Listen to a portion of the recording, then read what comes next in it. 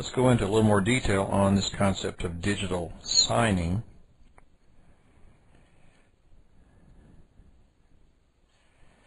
A digital signature, it's an encrypted hash of a message that is transmitted along with the message, and it helps to prove that the person sending the message is whom he or she claims to be.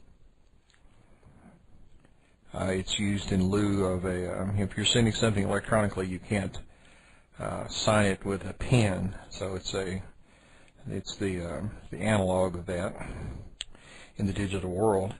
It's also used to prove the message was not altered in transit, and it was sent in the first place. So the fact that it was not altered goes to the integrity of the message, and that it was sent in the first place is non-repudiation. So you may remember back earlier movies, we talked about confidentiality, integrity, authentication, and non-repudiation, CAIN. The hash of the message is encrypted using the sender's private key and is decrypted using the sender's public key, which is usually included with the signature, and even if it's not, the sender's public key is public. So it's not hard to get a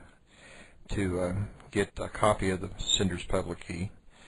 The message itself can be encrypted, but doesn't have to be. So you can actually have a two-stage process whereby you encrypt the message and you also sign it, which is a separate operation, and you use different keys to do this. And I'll talk about this on the next slide. If the message is encrypted, the recipient's public key is used to encrypt, and the recipient uses his or her private key to decrypt. And in the signature part, as far as the signature, the sender, not doing a very good job of writing, sender uses the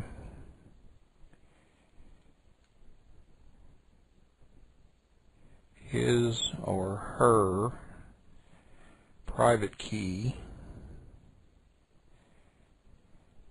to encrypt hash of message, and since the sender uses his or her private key, the recipient's going to use the corresponding public key to decrypt it. So let's do a graphic of this. And again, we're going to have me and you.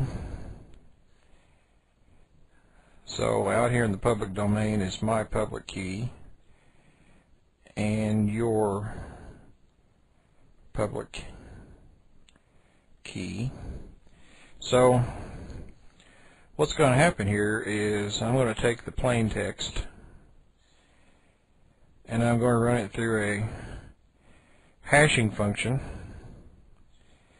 and obtain the hash of this. Then I'm going to feed it into the algorithm, and the key I want to use here is going to be my private key. So this is the output of this is the digital signature.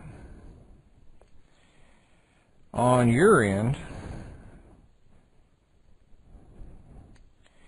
you're going to take my public key, feed it into the algorithm, and what you're going to get out is a hash. You're also going to take the message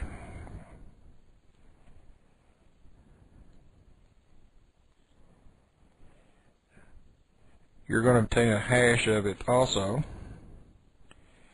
and you're going to compare these two.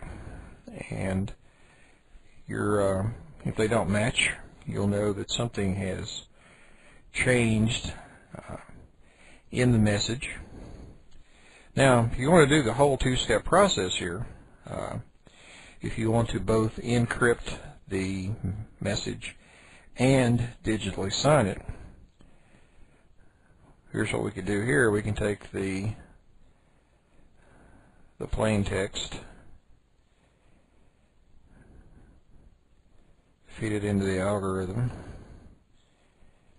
along with your public key,